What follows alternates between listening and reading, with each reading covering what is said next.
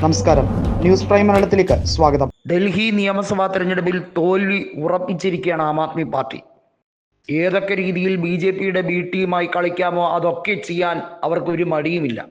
അവരുടെ പ്രധാന ആവശ്യം എന്നത് BJP അധികാരത്തിൽ വരുന്നതോ വരാത്തതോ അല്ല, കോൺഗ്രസ് തകർന്നു കാണണം.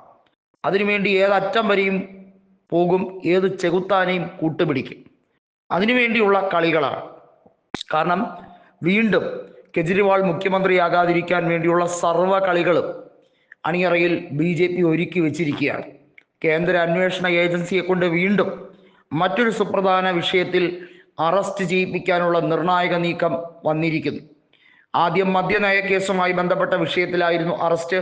തിഹാർ ജയിലിൽ മാസങ്ങളോളം അദ്ദേഹം കിടക്കേണ്ടി വന്നു. അതിനുശേഷം ജാമ്യത്തിലിറങ്ങി. എന്നാൽ ഇന്ത്യ മുന്നണിക്ക് വേണ്ടി ഹരിയാനയിൽ ഉൾപ്പെടെ പ്രചരണത്തിന് അവിടെ വലിയ തോതിൽ അദ്ദേഹം ശ്രമം നടത്തി. എന്നാൽ ഇപ്പോൾ കോൺഗ്രസ് ഇന്ത്യ മുന്നണിയിൽ നിന്നും പോകണം എന്ന ആവശ്യവുമായി കോൺഗ്രസിനെ ഏറ്റവും കൂടുതൽ ആക്രമിച്ചുകൊണ്ട് ഡൽഹി മുഖ്യമന്ത്രിയായ അതിഷി മാർലേനെയും മുൻ മുഖ്യമന്ത്രിയായ അരവിന്ദ് കെജ്രിവാളും നടത്തുന്ന തീവ്ര ശ്രമം BJPയെ സുഖിപ്പിക്കാൻ വേണ്ടിയാണ്. ഏത് രീതിയിലും കെജ്രിവാളിന് ജയിലിലേക്ക് പോകാൻ വയ്യ.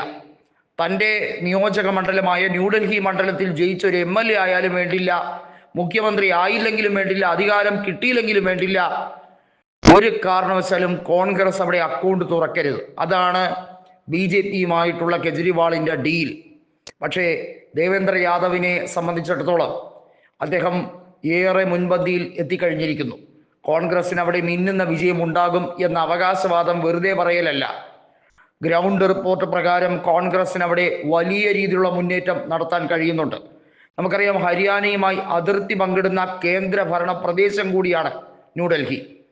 ഇത്തവണത്തെ നിയമസഭാ തെരഞ്ഞെടുപ്പിൽ ഹരിയാനയിൽ സമാനതകളില്ലാത്ത മുന്നേറ്റം കോൺഗ്രസ് വോട്ട് ഷെയറിൽ വർദ്ധിപ്പിച്ചു.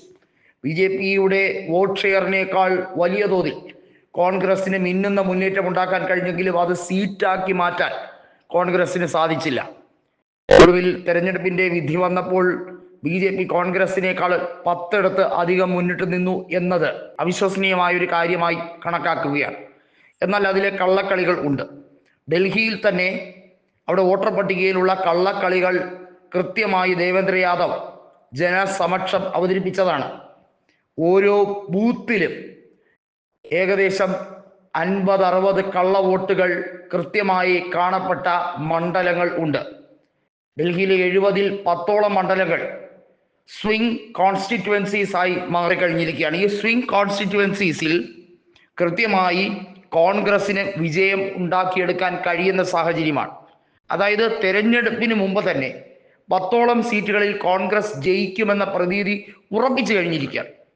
പോരാടി തന്നെ ആയിരിക്കണം കോൺഗ്രസ് ജയിക്കേണ്ടത് എന്ന ഒരു വലിയ സന്ദേശം തന്നെയാണ് AICC ഡൽഹി നേതൃത്വത്തിന് കൊടുക്കുന്നതെങ്കിൽ പോലും ഇപ്പോഴത്തെ ഒരു രീതി അനുസരിച്ച് ലോക്സഭയിലെ പ്രകടനം ഉൾപ്പെടെയുള്ളത് സാക്ഷാത്കരിക്കുമ്പോൾ നിയമസഭയിലെ കണക്കനുസരിച്ച് കോൺഗ്രസ് 10ഓളം സീറ്റുകളിൽ മുന്നിട്ട് നിൽക്കുന്ന ഒരു അവസ്ഥയാണ്.